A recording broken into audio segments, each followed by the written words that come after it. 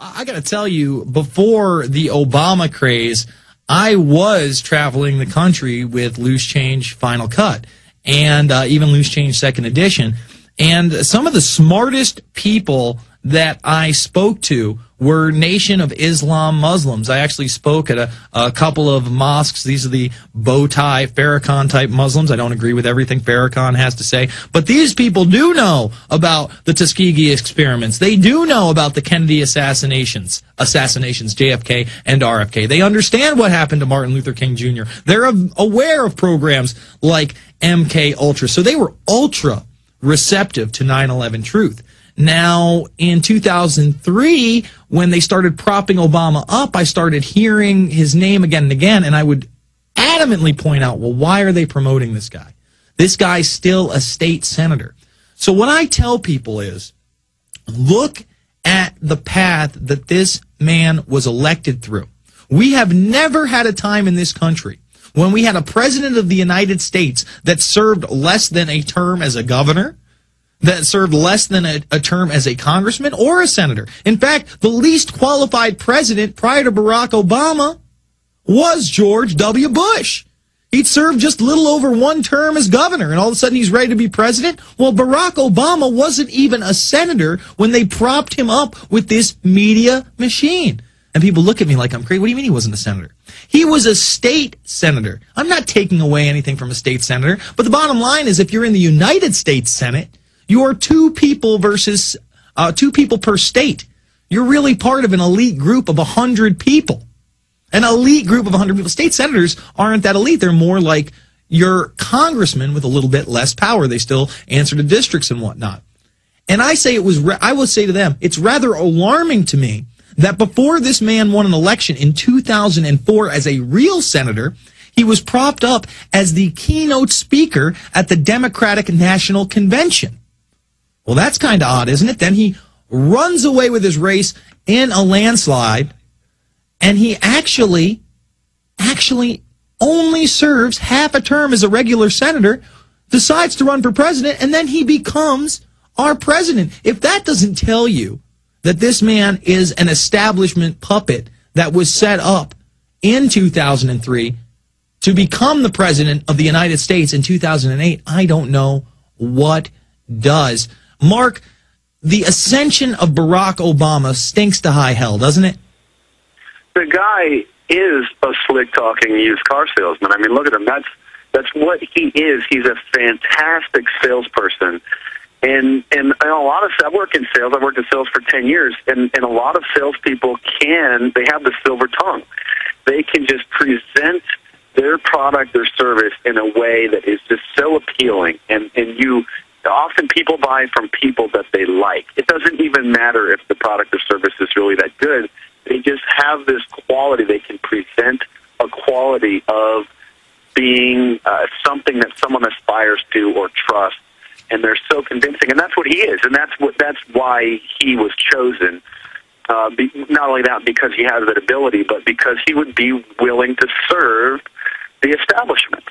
And you know as well as I do, and you can look in the writings of Manly P. Hall and some of these guys that openly talk about the invisible empire as if it's a good thing, or they believe that at one time it was a good thing, but then they say that it was corrupted by selfish criminal people, and they sort of hijacked these ancient mysteries and the mystery schools and these fraternities that used to be allegedly good.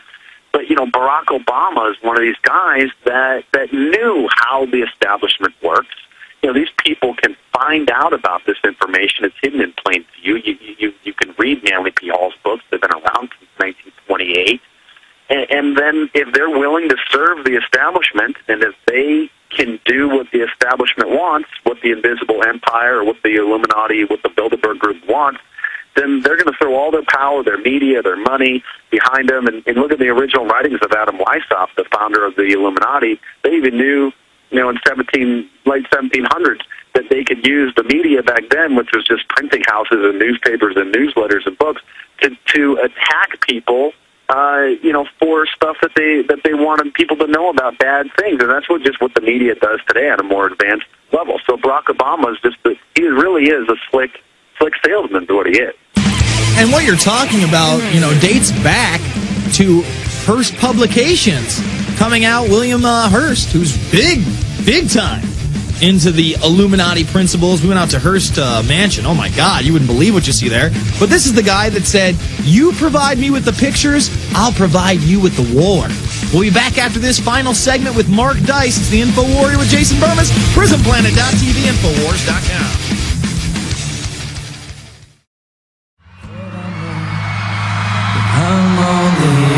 All right, we're back, and we're playing this song again after I specifically requested that we pull it from the thing. So can we please pull it from the thing? Because if I hear this next week, I'm going to freak out.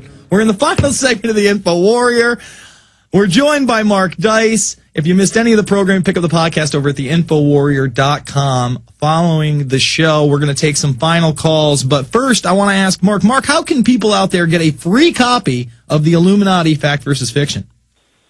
Well, it's a lot of fun, and if you go to markdice.com, there's a banner up on the top of the page that you just click on it, and they'll give you the details, how to get a free copy. Basically, follow my lead and call in to the radio talk shows, and just all you need to do is get through, and I tell you how to get through in the article. I tell you how I've gotten through just countless times. I don't even record my calls anymore. It's just such a hassle, but you can listen to my calls. A lot of your audience probably has. Just search YouTube for me. You can listen to me calling into Sean Handy, Glenn Beck, all these guys. All you need to do is call into these fools. There's a list of like the top 5 shows it's listed on my site. Just call in and ask them about me or one of my videos or mention one of my books, and then that's all you do. And then I'll send you a copy for free. You don't pay shipping and handling or anything like that. And I said like for the first 100 people do it, but I just might do it until further notice. So as long as if you're listening to this interview 2 years down the road, 3 years down the road, as long as that banner's still up there, go to my website, and if it says get a free copy, click the link, then it's still good. And then email me once you've plugged something, and tell me the name of the show and which day it was, and I'll get the audio. I'll get the the podcast from them, and you don't have to do anything. I'll verify it. I'll probably post it on YouTube on my YouTube channel if it's cool, and then I'll send you a free copy. Sounds great, Mark, and it gets people involved. All right, let's take a couple final callers. Fidel in Wisconsin. Fidel, you're on the line. Hey, what's going on, guys? I just got a quick question for you. Actually, I got 2 quick questions for you.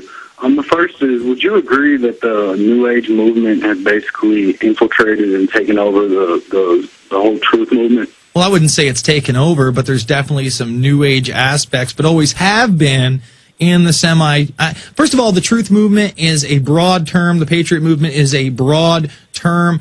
Even people like David Icke, who I heavily disagree with on several different issues, including the reptilians, Anunnaki, and his kind of New Age Johnny nonsense.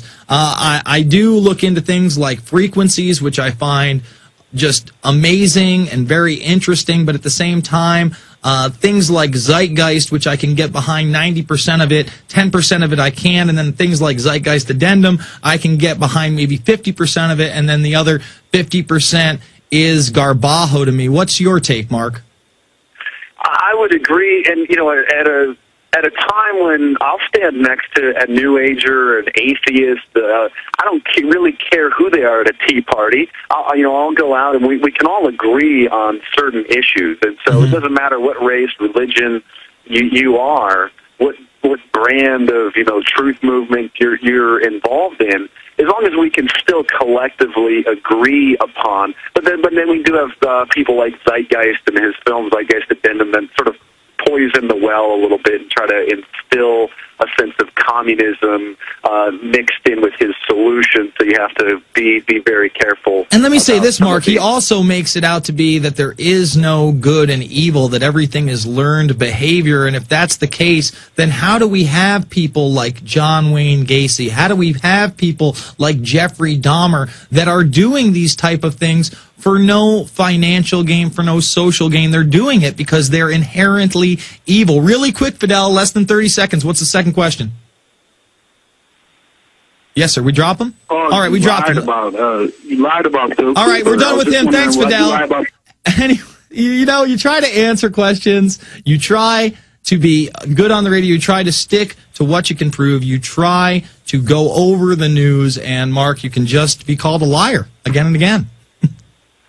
I don't know what he was talking about. He mentioned Bill Cooper. I have my, analysis of Bill Cooper in the Illuminati Facts and Fiction. I think I probably posted it on the web. You can check my MySpace, and I believe it's posted there. I'm not sure what he was talking about. But it's fascinating how people call people liars, and you work for the opposition or for the Illuminati just because you don't beat on a certain issue all the time, or maybe we don't agree 100% with some of these people.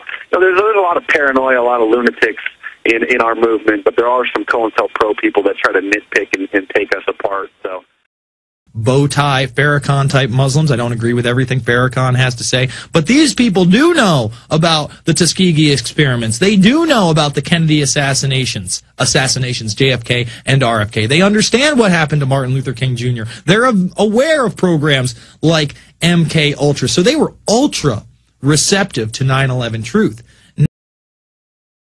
I got to tell you, before the Obama craze, I was traveling the country with Loose Change Final Cut and even Loose Change Second Edition. And some of the smartest people that I spoke to were Nation of Islam Muslims. I actually spoke at a couple of mosques. These are now in 2003, when they started propping Obama up, I started hearing his name again and again, and I would adamantly point out, well, why are they promoting this guy? This guy's still a state senator. So what I tell people is, look at the path that this man was elected through.